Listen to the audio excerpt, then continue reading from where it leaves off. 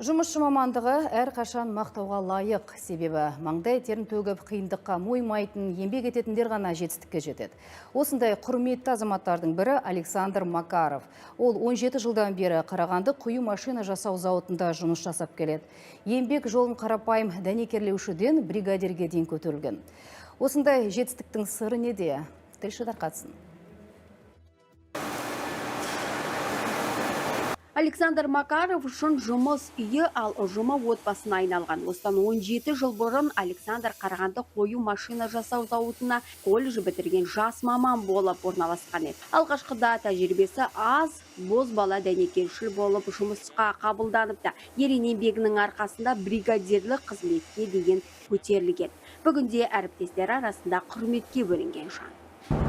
Мен бұл зауытқа дәнекерлеуші болып жұмысқа тұрдым. Жылдар өткен соң тәжірибе жинап оқудым. Қарапайым жұмысшы екеніме мақтанам. Себебі бұл мамандық Қазақстанға керек. Маған бұл зауытта жұмыс істеу ұнайды. Ұжымым да тамаша. Мен 30 адам жұмыс істейді. Бір-бірімізге барынша қолдау, көмек көрсетуден жалықпаймыз.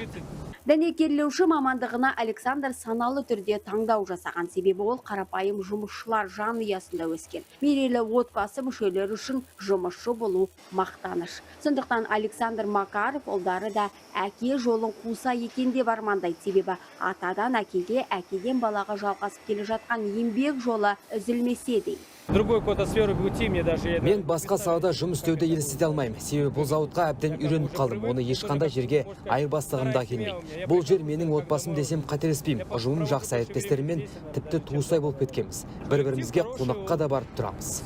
Очень квалифицированный, специализированный работник. Александр өте білікті, тәжірибелі жұмысшы. Ол әрқашан қолда бар көмегін аямайды. Тіпті кеңесінде беріп отырады. Сондай-ақ ол өте көңілді, жанашыр, мейірімді адам. Мен оны бұрыннан білемін. Ол өндірісте ұзақ уақыт жұмыс істейді. Александр Макаровтың айтуынша 17 жыл ішінде зауыт орасан зор өзгерістерді басынан өткерді. Оның ішінде өндіріс, қауіпсіздік шараларына көп көңіл бөліп келеді. Александр зауыттың ұжымы өз ісін сүйетін, үлкен құрметке ие еңбек адамдар деп санайды. Өйткені ел президенті Қасым-Жомарт Тоқаевтың айтқандай, еңбек адамы қашанда абыройлы болу керек. Мұндай адамдар елге сыйлы азаматтарға айналу қажет. Ал Александр Макаров соның жарқын бейнесі. Айман Сағатай, Төлеген Рашитов, Атамекен бизнес арнасы.